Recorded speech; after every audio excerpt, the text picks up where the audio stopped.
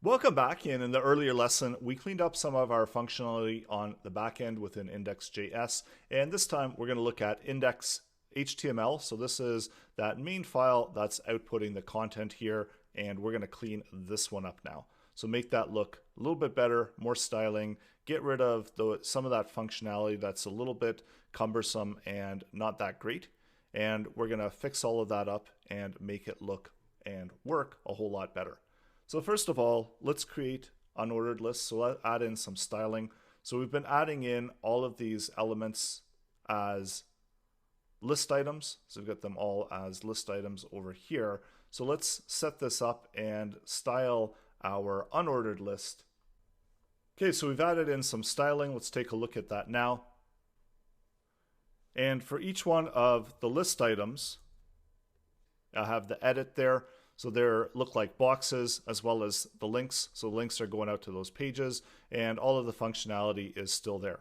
So we also want to update some of that functionality as well. So right now the way that we have it working is we click edit and it populates the input over here with the ID and it populates with the information, and then the idea is to save it and it will update it on the page. So there's actually a better way to present this. So let's update some of our content. And we're not going to need this button anymore, and we're also not going to need the ID anymore. So we can get rid of that. And I know it's going to mess around a little bit with our functionality right now, but we are going to make an update to our code as well. So we're going to keep the building of the page, the users where we remove it. So that one's fine. That one we can keep as is, so that there's no changes on the delete. So those delete buttons were working well, so we'll just keep them as is. And the next one that we're looking at is the users list on edit. And this is where things are going to be different. Get rid of all of this stuff here. We don't need that one either. And we're going to add inputs down here at the bottom. So let's make this bigger so that we've got it all on one line. So right now, the way that we have it, we've got it that we can get the ID there. So let's just change that to view. So let's actually build out our list item. So we'll call it L. And this is where we're going to create our element. Then we can do L plus equals and then add in some more content into our element. So let's build this out now. And we're going to start with the list item and then adding in an input. So this input is just going to be a regular text input. And its name is going to be user. So it's going to pick up the user's information. And it's going to have a value. So by default, let's set a value for it.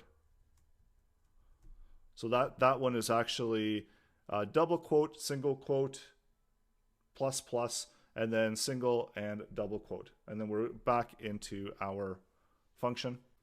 And then within here, we need to add in a value for the user. So this is what's being returned back. So we can drop that one in there. So also we need another input as well for the other value that we want it to update, and this is going to be for the password. So let's create that where we can update the password, and this one has a value of pass. So before we were just outputting that, and we can duplicate this line. So the next thing that we want it to do is to have our ID, but we're gonna hide it afterwards. But for now, let's just output that ID so that we can see it. And then we can change it to a hidden field afterwards. So value ID. And remember, this is all coming from the back end. All of these values. And let's add in the remove. And we can also add in the edit there as well within that same line. And we can also add in a last one. We'll call it view link. So this is going to be our new link viewing. And here we can copy out this value. And the route is still going to be the same. But we can get rid of that one. And we can also get rid of the rest of this stuff, and we can simply close it off. So we can close off the list item. And then over here, it's nice and clean. We can just do EL. And you can get rid of that value there. So refresh. So we can see that it's a whole lot cleaner now.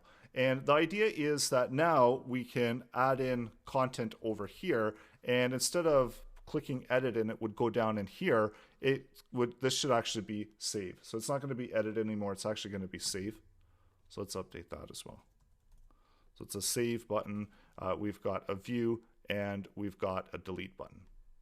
So we type in something new here, we hit save, and if we want to create a brand new one, then we can do that down here. So let's go up and fix up our edit button. So we were working on that so now the edit is actually going to be saved, but we'll just keep it as a class of edit. And what we want to happen is whenever this button gets clicked, we want to grab all of that input values. So we want to grab all of those input values that are associated with it, just under the parent. So we can do that. We'll call it data, and we'll grab parent, and using jQuery, we can find the inputs and we can serialize them. So just as we did with the entire form, we can just grab the inputs that are underneath the parent. So what's happening over here is when we click save, it's going to go back out to the parent. So remember, the parent is that list item that we've created, and it's going to go through all of the inputs, so all 3 of them that are within that element, and it's going to simply serialize them. And what serialize means is it puts it in a format that we can pass that data. So such as if we had a form. So let me show you how that looks. We'll open up our code inspector, refresh the page. So now whenever I hit save, we can see that it saves it within this type of format. So that was the same thing that was happening over when we had our edit button within the serialized format. So it's all the same. So that's what was happening before. So the next thing that we want to do is whenever that gets saved, we actually want to make our AJAX call. And there's also some other information that we need to pick up. We need to pick up the actual ID. So in order to pick up the ID, we've got a number of ways that we can do it. Remember, we did set it here within the element. We did have that data sitting there. We could do it within that type of format as well, where we're setting the user value within the element. And we can also look at and get the value out of the input ID, because that one's going to be holding the ID anyway. So over here we serialized it, but if we just want the ID, we can use relatively the same thing that we had over here, but we just need to be specific. So we're going up to the parent, we're doing find, and instead of all of the inputs, let's return back all of the ones that have a name ID, because we only have the one that has a name ID that's going to be within that sequence. And instead of serialize, we're going to grab out the value. So do data, ID, save, and now when we refresh, whenever we save it, so we're getting the serialized data and we're getting the ID on its own. So this is actually just what we needed in order to send back to our backend.